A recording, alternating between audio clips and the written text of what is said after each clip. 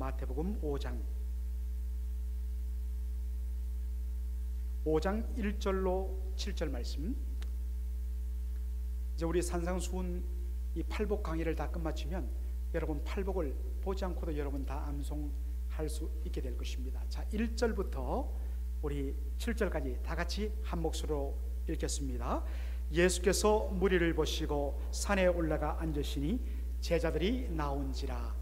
입을 열어 가르쳐 가라사대 심령이 가난한 자는 복이 있나니 천국이 저희 것이며 애통하는 자는 복이 있나니 저희가 위로를 받을 것이며 온유한 자는 복이 있나니 저희가 땅을 기업으로 받을 것이며 의에 줄이고 목마른 자는 복이 있나니 저희가 배부를 것이며 긍휼히 여기는 자는 복이 있나니 저희가 긍휼히 여김을 받을 것이며.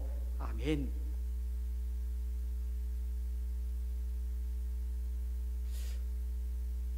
이 세상에서 수많은 민족 중에 정말 복에 관하여 둘째가라면 서러워할 사람이 바로 우리 한국 민족입니다.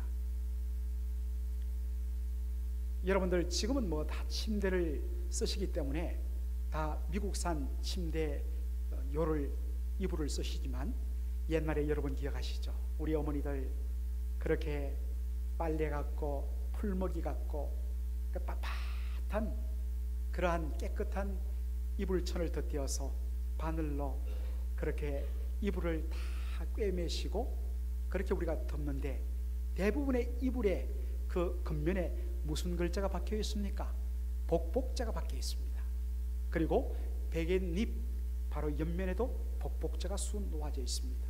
아침에 딱 밥상을 대하고 보면 밥뚜껑 딱 열면 이 밥뚜껑 속에도 복복자가 들어있고 숟가락 딱 들면 숟가락에도 복복자가 들어가 있고 젓가락을 딱 들면 젓가락에도 깨알만하게 복복자가 새겨져 있습니다. 복복복으로 연결되어 있습니다. 심지어는 이름에도 복자를 넣지요.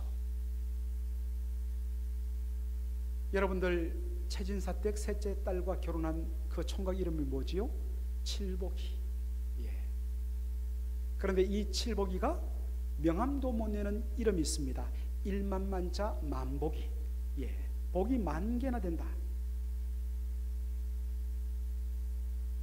심지어는 좀 보니까 얼굴이 조금 거슬려요. 저거 좀 얼굴에 점 뺐으면 좋겠다는데 복점이라서 뽑으면 복이 나간다고 뽑지 않고 고집하는 분들도 계십니다. 오죽하면 얼굴에 있는 점도 복점이라고 그렇게 말하겠습니까? 일반적으로 우리 사람들이 생각하는 복은 어떤 것입니까? 바로 내가 잘되고 형통하는 것입니다. 모든 일들이 내 뜻대로 술술 풀려갈 때 야, 복 받았다 이야기합니다. 사람들로부터 인정받고 높임받고 소위 우리 어르신들 말하는 부귀영화, 입신양명, 출세했다고 이야기했을 때 야, 저 사람 복 받았다 이야기합니다.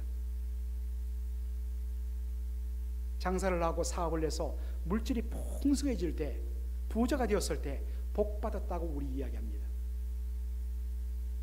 성경이 말하는 복은 어떤 것일까요? 자, 시편 1편 1절로 3절 우리 한번 다 같이 한번 읽도록 하지요. 시작. 복 있는 사람은 악인의 꾀를 좇지 아니하며 죄인의 길에 서지 아니하며 오만한 자의 자리에 앉지 아니하고 오직 여호와의 율법을 즐거워하여 그 율법을 주야로 묵상하는 자로다. 3절 보여주셔야죠. 3절. 저는 시냇가에 심은 나무가 시절을 쫓아 과실을 맺으며 그 잎사귀가 마르지 아니함 같으니 그 행사가 다 형통하리로다.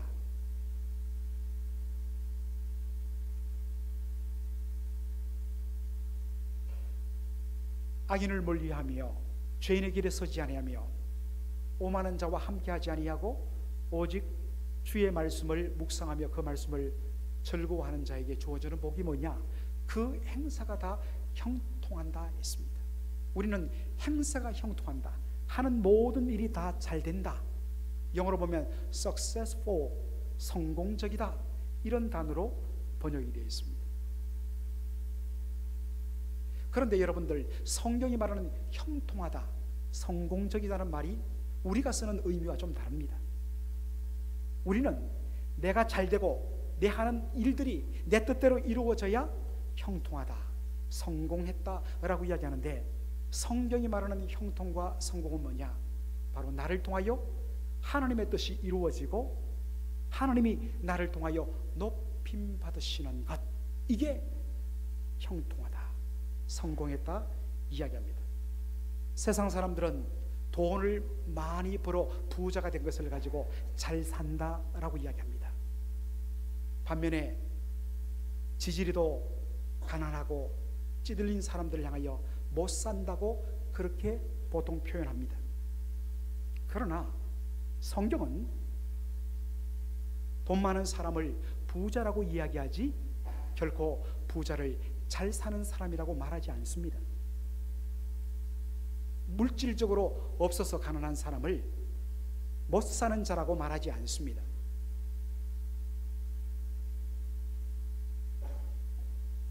성경이 말하는 진정 잘 사는 것은 뭐냐? 물질의 유무에 상관없이 하나님 앞에서 하나님과 바른 관계를 맺으며 사는 것, 이것을 잘 사는 인생이라고 이야기합니다. 반면에 세상적으로는 풍족하고 세상적으로는 권세와 명예가 있지만 하나님과의 바른 관계가 단절되고 하나님의 하나님 되심을 인정하지 않고 내가 내 인생의 주인이라고 생각하며 살아가는 사람, 하나님 앞에 못 사는 사람입니다. 이번에 우리가 고 임경서 장로님, 나이 41에 정말 꽃같은 나이에 하나님의 부름을 받아서 10일 전에 호련히 떠나고 지난 금요일 토요일 날 우리가 장례의 모든 예배를 치렀습니다. 들었습니다. 많은 사람들이 아깝다, 안 됐다, 불쌍하다고 이야기합니다. 그러나 여러분, 얼마나 오랫동안 살았느냐가 중요한 것이 아니라 어차피 한번 우리 인생 떠나는데 그 인생 가운데 얼마만큼 가치 있고 하나님 보시기에 기뻐하는 하나님과의 바른 삶을 살았는가, 그게 중요한 것입니다. 그런 의미에서 우리 임장로님은 복받은 인생이요, 정말 훌륭한 인생이요, 너무나 소중한 삶을 살았던, 잘 살았던 귀한 인생의 모범입니다. 여러분 잘 살고 계십니까? 이처럼 성경이 제시하는 복의 기준, 그 복의 기준과는 전혀 반대로 살아가는 자신, 어느 순간에 거룩하신 하나님의 빛 앞에 드러난 자신의 실체를 보고서 끝없이 영생과 생명이 아닌 사망과 죽음으로 달려가고 있는 자신을 발견하게 됩니다. 1970년대 중반에 혜성같이 나타나서 큰 인기를 모았던 가수가 있습니다. 낙엽지던 그 숲속에로 시작하는 너라는 노래를 불렀던 이종용씨, 혜성같이 나타나서 정말 MBC 10대 가수상 거머쥐고 가수왕을 거머쥐고 라디오, TV 틀면 그의 노래가 나왔습니다.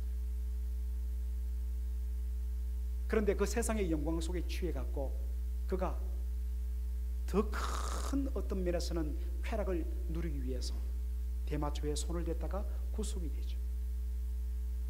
그 감옥에서 예수님 만나게 되죠. 그 감옥에서 하나님 앞에 자신의 산 삶을 발견하고서 그가 나중에 만들었던 노래가 뭡니까? 지금은 저 LA 남쪽 토렌스 가는 입구에 그 길가에 코너스톤 교회라는 아주 큰 교회를 목회하시는 목사님이 되셨는데, 그가 예수님 믿고 자신의 지난 삶을 돌아보면서 만든 노래가 뭡니까? 난 참 바보처럼 살았군요. 내 뜻을 이루기 위해서 수단 방법 가리지 않고 또 그것 그대로 잘 되어갖고 남들 보기에 성공했다, 남들 보기에 잘 산다고 이야기하는데 나중에 보니까 너무나 바보스럽게 살았다는 것입니다. 알고 보니까 그만큼 바보스럽고 한심한 삶도 없다는 것입니다.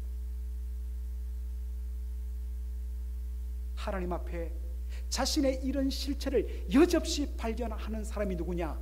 심령이 가난한 사람입니다. 자신의 그 심령의 가난함을 발견하고서 나타나는 반응이 뭐라고 그랬습니까? 애통하는 자라고 이야기했습니다.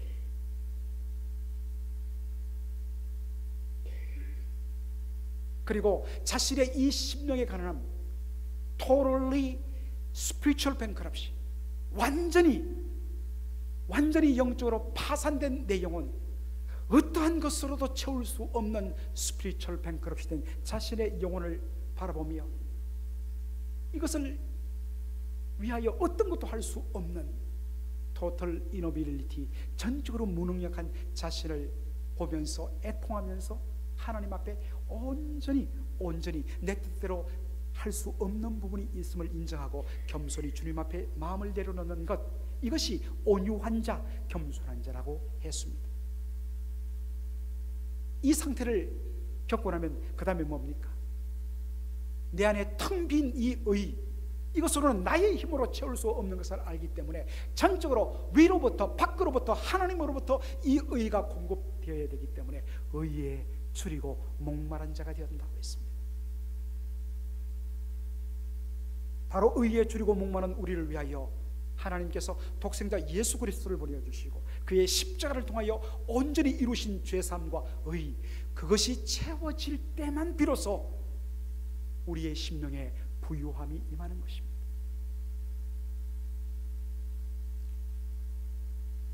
팔복을 보면 참 그 구조가, 구성이 흥미롭습니다. 우리 십계명을 보면 여러분 아시지 않습니까?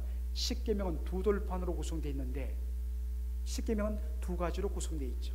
하나는 하나님 사랑, 그리고 또 하나는 5계명부터 10계명은 이웃 사랑입니다. 놀랍게도 예수님의 팔복도 이렇게 구분됩니다. 심령이 가난한 자, 애통하는 자, 온유하고 겸손한 자, 의에 줄이고 목마른 자는 하나님을 향한 태도를 말합니다. 반대로 오늘 우리가 다루게 될 긍휼히 여기는 자, 마음이 청결한 자, 그리고 화평케 하는 자, 의를 위하여 핍박을 받는 자, 이것은 철두철미하게 다른 사람을 향한, 이웃을 향한 우리의 태도, 애티튜드를 이야기합니다. 십계명도 우리가 온전히 하나님의 사랑에 거하고 하나님을 사랑하지 아니하면 이웃을 내 몸처럼 사랑할 수 없습니다. 마찬가지로 하나님 앞에 심령이 가난해지고 애통하고 온유와 겸손해지고 온전히 의와 주림 가운데 하나님이 부어주시는 십자가 예수의 보혈로 말미암는 의로 온전히 풍성해지고 부유함을 경험하지 아니하면 다른 사람을 긍휼히 여길 수 없고 마음이 청결해질 수 없고 서로의 갈라진 사람 사이에 들어가서 피스메이크, 화평케 하는 자의 삶을 살 수 없다는 것입니다. 오늘 본문에 예수님께서 말씀하십니다. 긍휼히 여기는 자는 복이 있나니 저희가 긍휼히 여김을 받을 것이며. 여러분, 누가 다른 사람을 긍휼히 여길 수 있을까요?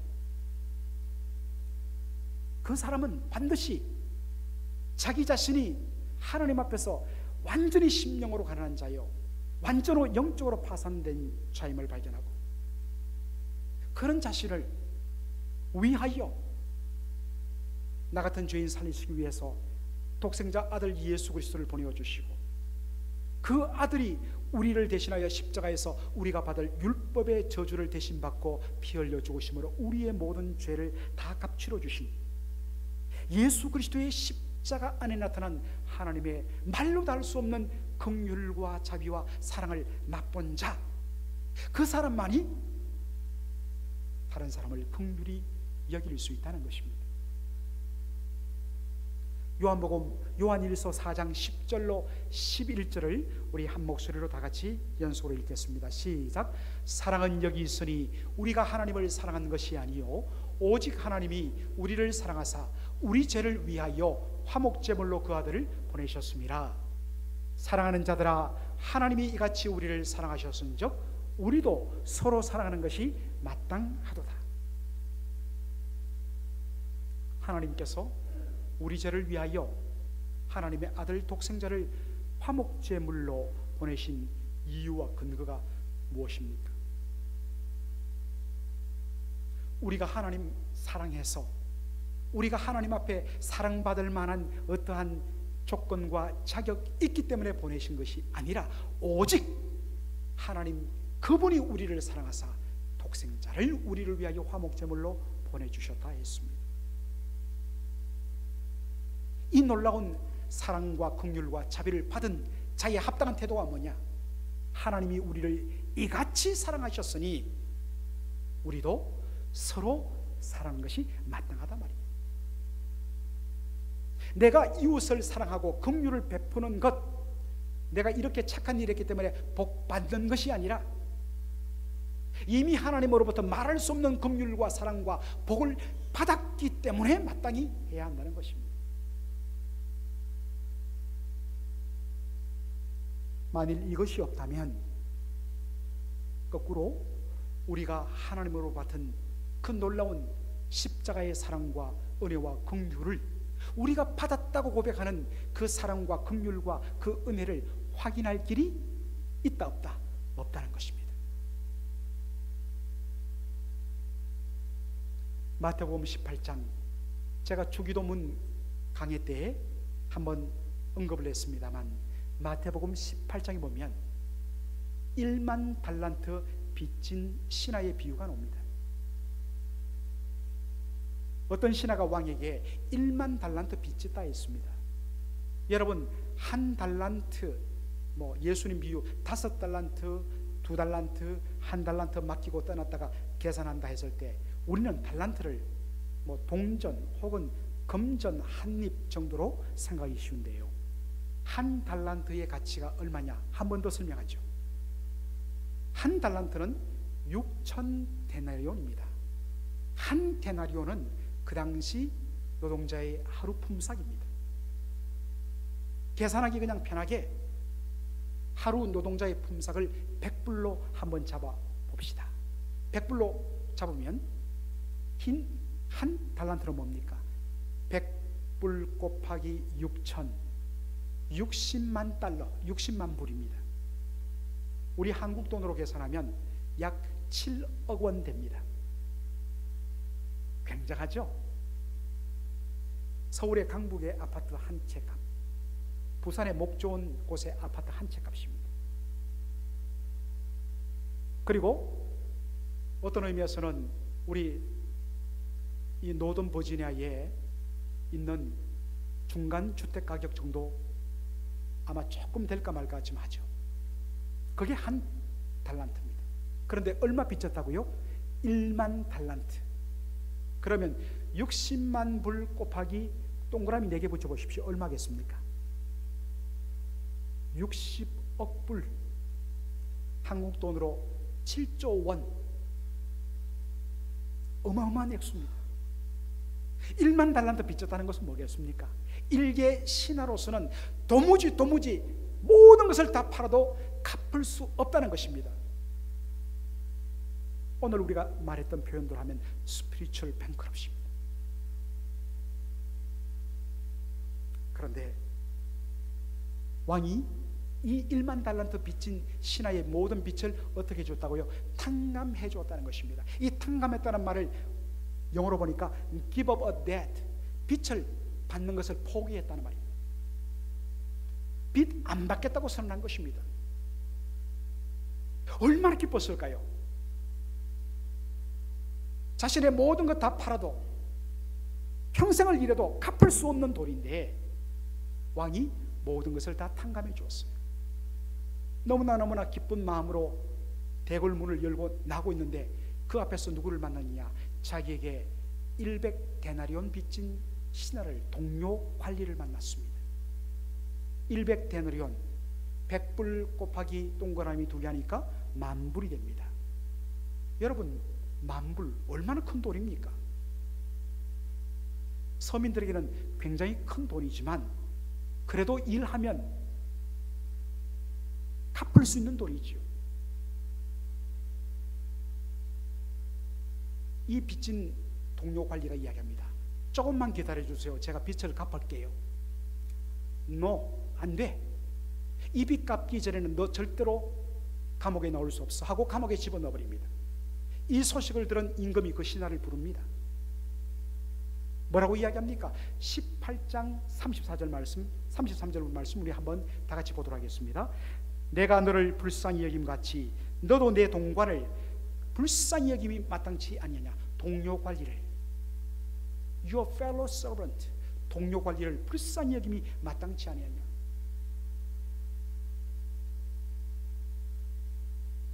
여러분, 이 1만 달란트 빚진 자가 왜 자기에게 100데나리온 빚진 자를 용서하지 못하고 면제해 주지 못했을까요? 마태복음 18장 32절에 이렇게 표현합니다. 이에 주인이 저를 불러다가 말하되 악한 종아, 하나님 보시기에 악한 것은 무엇입니까? 자기가 받은 그 은혜를 망각한 것입니다. 하나님으로부터 말로 다 할 수 없는 은혜의 빛을 지고 긍휼을 입었음에도 불구하고 다른 사람을 사랑하지 못하고 긍휼을 베풀지 못하는 것, 악한 종이라고 성경은 얘기하고 있습니다.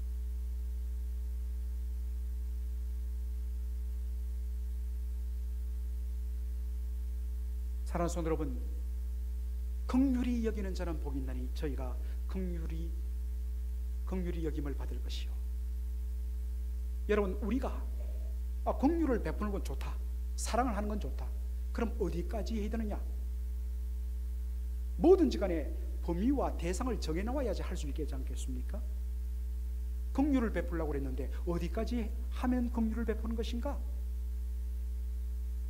어느 날 예수님에게 유대인 율법사, 오늘로 말하면 시나고그 회당에 있는 바로 랍비를 말하죠. 율법학자 랍비, 율법사가 예수님에게 찾아와서 질문합니다. 선생님, 어떻게 하면 영생을 얻을 수 있겠습니까? 율법에, 성경에 뭐라고 이야기하더냐? 율법에 따르면 10계명, 내 마음과 몸과 정성을 다하여 주 너의 하나님을 사랑하고 그리고 이와 같이 내 이웃을 내 몸같이 사랑하라 하셨습니다. 맞다, 잘 대답했다, 그대로 살라. 그러니까 이 사람이 누가복음 10장 29절에 뭐라고 말하느냐? 자, 한번 보여주시기 바랍니다. 이 사람이 자기를 옳게 보이려고 예수께 여짜오되 그러면 내 이웃이 누구오니까? 우리나라 말이 그런 말이지 않습니까? 입 다물고 말하지 않으면 본전이라 찾고 이등이도 하는데 괜히 말했다가 오히려 망했다는 이야기 하죠. 자기를 옳게 여기려고 저 예수님 질문이 있는데요. 그러면 이웃을 사랑하라고 이야기했는데 제가 사랑해야 할 이웃이 누구입니까? Who is my neighbor for me to love? 내가 사랑해야 할 이웃이 누구입니까? 분명 율법에 내 이웃을 내 몸같이 사랑하라 했거든요. 지켜야 되거든요. 그런데 내 이웃을 내 몸같이 사랑하라, 어디까지 사랑하느냐? 누가 내 이웃이느냐? 사람들은 부담을 느낍니다. 사람들이 부담을 느끼는 것을 알고 그 당시 유대 랍비들은 바로 우리가 사랑해야 할 이웃의 범위와 대상을 줄여버립니다. 이방인들, 지옥의 불쏘시개로 만들어진 작자들이다, 이웃 아니다, 사랑 안 해도 좋다. 사마리아인들, 우리 유대인의 피가 반은 섞였지만 이방 족속과 섞였기 때문에 이들도 사랑할 필요 없다, 이웃 아니다. 세리들, 우리 고혈을 빨아서 로마에게 바치는 앞잡이들, 이웃 아니다, 사랑할 필요가 없다. 그리고 자기 몸을 팔아서 돈을 번 여인들, 불결하다, 사랑할 필요가 없는 이웃이 아니다. 그리고 갖가지 죄를 저질러서 사회를 힘들게 하는 사람들, 죄인들, 그들은 사랑할 필요가 없는 우리의 이웃이 아니다. 그 바깥 다 빼고 우리가 서로 사랑하는 뭔가 괜찮은 사람들, 이 사람들이 우리가 사랑할 이웃의 대상이다. 그 당시 랍비들은 이렇게 제안시켰거든요. 그리고 질문합니다. 예수님, Who is my neighbor? 누가 내 이웃입니까? 그때 예수님이 드신 비유가 바로 선한 사마리아 비유인 비유죠. 어느 날 한 사람이 길을 가다가 강도를 만나서 거의 죽게 되었는데, 때마침 제사장과 레인이 지나다가 그 피 흘려 쓰러져 죽게 된 사람 보고 비켜갖고 그냥 가버렸다.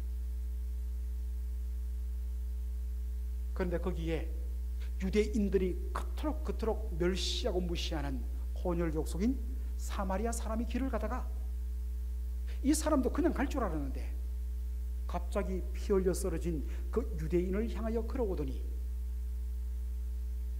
상처를 싸매주고 자신의 나귀에 싣고 여관으로 가서 밤새껏 밤을 새면서 간호해주고, 또 자기는 이제 장사로 가야 되니까 여관 주인에게 부탁합니다. 이 사람을 돌봐주세요.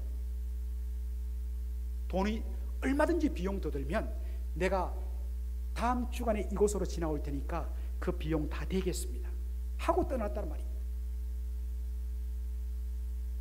굉장히 불편한 비유입니다.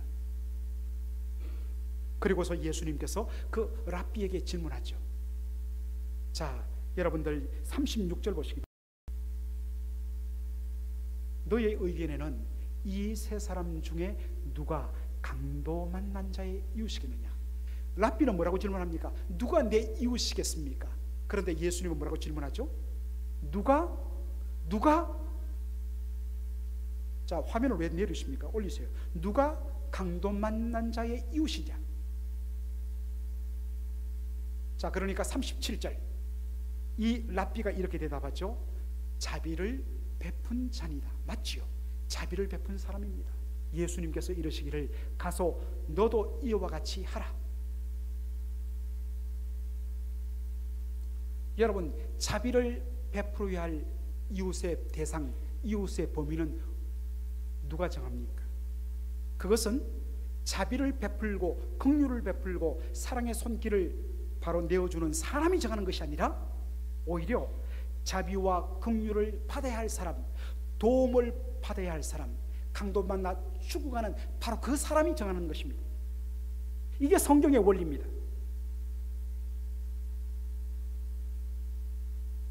저 사람이 내가 얼마나 좋아하는 사람인가, 얼마나 저 사람이 나에게 뭔가를 해주었는가, 이것이 이웃의 범위를 정하는 기준이 될 수 없다는 것입니다. 그 사람이 때로는 나에게 불편하고 나와 관계가 좋지 않고 힘들지라도 진정 그 사람이 나의 도움과 긍휼과 사랑 받지 않으면 지금 설 수 없는 사람인가? 그 사람이 바로 이웃이라는 것입니다.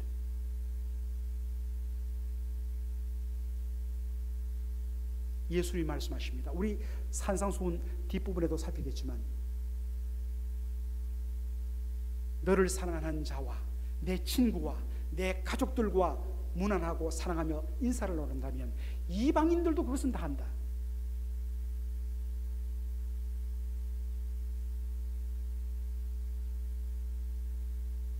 우리의 질문인 것입니다. 저 사람이 누구든지 상관없이 저 사람이 나의 도움과 긍휼과 위로를 필요로 하는가? 바로 우리의 이웃입니다. 왜 우리가 그렇게 되느냐? 하나님께서 죄로 말미암아 신음하며 죽어가던 우리를 향하여 찾아오셔서 뭔가 우리가 하나님 앞에 우리의 삶을 착하게 드린 시점이 아니라 우리가 여전히 죄인 되었을 때 바로 하나님께서 우리를 긍휼히 여기셔서 독생자 예수 그리스도를 보내어 주시고 대신 죽게 하시기 때문에 뭔가 긍휼을 받고 은혜를 받을 자격을 갖추었기 때문이 아니라 하나님의 은혜와 긍휼 없이는 도무지 살 소망이 없는 죄인이기 때문에 그 아들을 보내주셨습니다. 그렇게 사랑하라는 것입니다. 예수님이 말씀하십니다. 누가 다른 사람을 긍휼히 여길 수 있는가? 먼저 그 긍휼의 은혜를 받은 사람만이 긍휼을 베풀 수 있습니다. 누가 나의 긍휼과 나의 도움과 나의 사랑을 받을 이웃인가?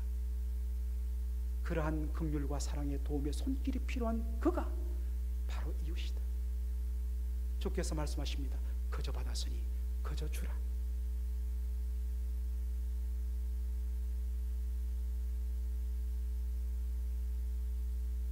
우리 교회에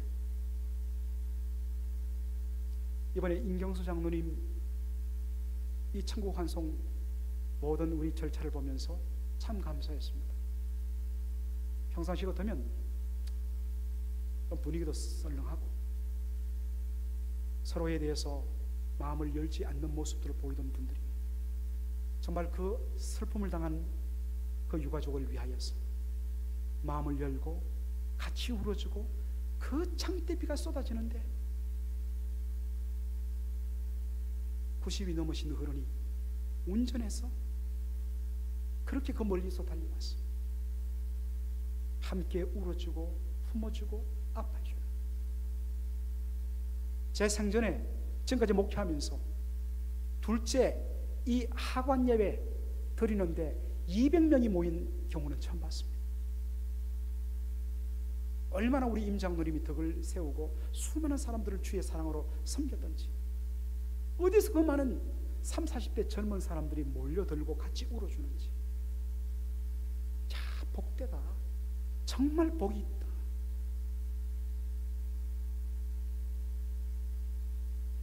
이번 기회를 통해서 우리 교회의 성도들의 삶 속에 막힌 담 무너지고 서로 울어주고 서로 도와주고 서로 세워줘 긍휼히 여김으로 말미암아 긍휼히 여김을 받는 복을 누리시는 저와 여러분 되기를 주의 이름으로 축원합니다. 아멘.